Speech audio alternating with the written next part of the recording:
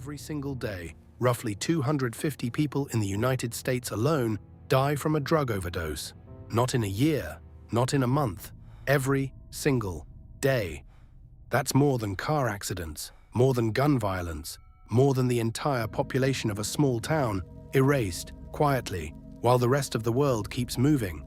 Most of them don't die in dark alleyways. They die in bedrooms, living rooms, bathrooms of family homes, in places where someone who loved them was 30 feet away and had no idea anything was wrong. Because here's what nobody explains about a drug overdose, the one thing that makes it unlike almost any other medical emergency. In most cases, the person dying doesn't know they're dying. The very organ they would need to recognize danger, their brain, is the first thing the drug shuts down. Before the heart, before the lungs, before the body gives any sign that something has gone catastrophically wrong. There are fundamentally two ways a drug overdose kills a person. The first is slow and quiet and looks, from the outside, almost peaceful. The opioid death. Heroin, fentanyl, oxycodone. The drug convinces the brain to stop running the body's most basic automatic function. Breathing. The second is violent, electrical, a catastrophic overclock of every system at once. The stimulant death. Cocaine, methamphetamine. The heart driven past its mechanical limits until something breaks that cannot be repaired. Same destination, completely different roads. The first thing an opioid does is bind to receptors throughout the brain and nervous system. Dopamine floods in, pain disappears. The body feels warm, heavy, safe in a way that has no natural equivalent. This is the trap, because opioids are also communicating directly with the brainstem, the part of the brain that has been handling breathing without your permission since the moment you were born. And opioids tell it to slow down. Breaths that used to come 14 times a minute become 10, then 8, then 6. The person isn't alarmed. Each breath feels fine when it arrives. There's just more time between them now, and opioids make you drowsy, so those long pauses between breaths feel like rest. This is the moment where someone nearby might notice they've gone very quiet, very still. Head dropped forward, eyes half open but not seeing anything. They look like they're sleeping. They are not sleeping. Carbon dioxide is building in the bloodstream. That buildup is supposed to trigger a panic signal, a biological alarm that forces you to gasp for air. But opioids suppress that signal. The alarm never sounds. Breathing slows to twice a minute, then once. Oxygen levels drop. The brain begins shutting down. Lips and fingertips turn blue. And within 3 to 5 minutes of oxygen deprivation, brain cells begin dying at a rate of 1.9 million per minute. The person feels none of this, because feeling anything requires a functioning brain, and the brain is already going dark.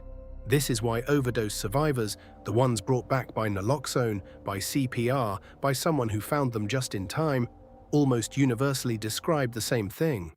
They remember feeling good, warm, safe, and then nothing.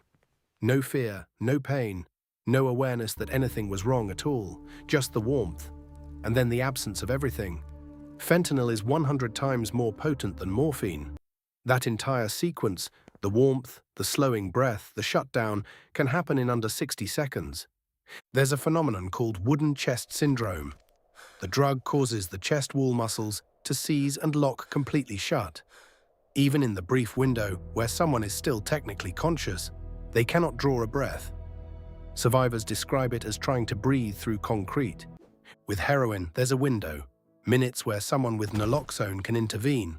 With fentanyl, by the time anyone notices something is wrong, that window is frequently already closed. And fentanyl is now present, unannounced, in the street supply of almost every other drug. Cocaine, counterfeit pills.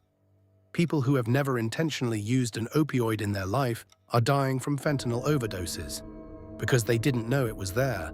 The stimulant overdose is a completely different experience. Where opioids whisper the body into stillness, stimulants drive every system past its red line simultaneously. Heart rate climbs, blood pressure spikes, body temperature rises past 104 degrees.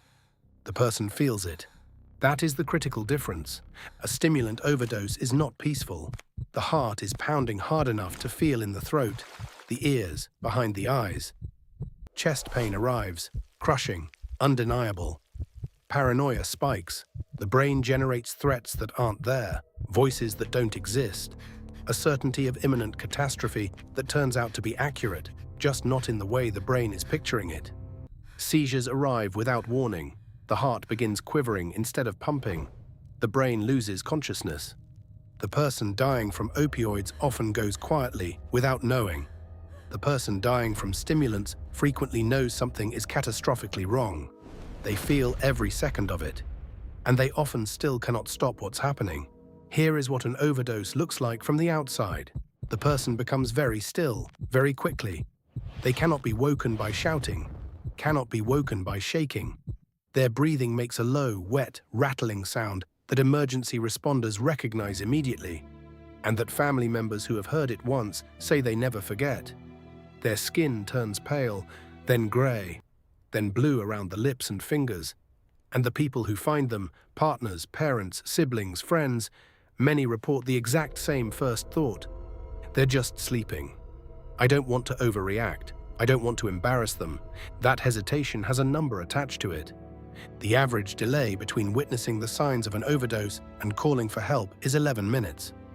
11 minutes, during which the brain is dying at nearly 2 million cells per minute. 11 minutes that, in case after case, determine not just whether the person survives, but who they are when they come back. Because brain damage from oxygen deprivation is permanent. And some of the people who are brought back are not fully the person who left. Every one of these deaths begins the same way. A decision that felt manageable. A first time that didn't feel dangerous. A threshold crossed so gradually that the person crossing it didn't feel the ground shift beneath them. Addiction doesn't announce itself. It builds in the spaces between one choice and the next, until the choices stop feeling like choices. And the last experience of a drug overdose, the one the body has alone, in the final minutes, when the brain has already gone dark, is not the experience anyone imagined when this started. It is something entirely different. And the only people who know exactly what it is are the ones who didn't come back to describe it.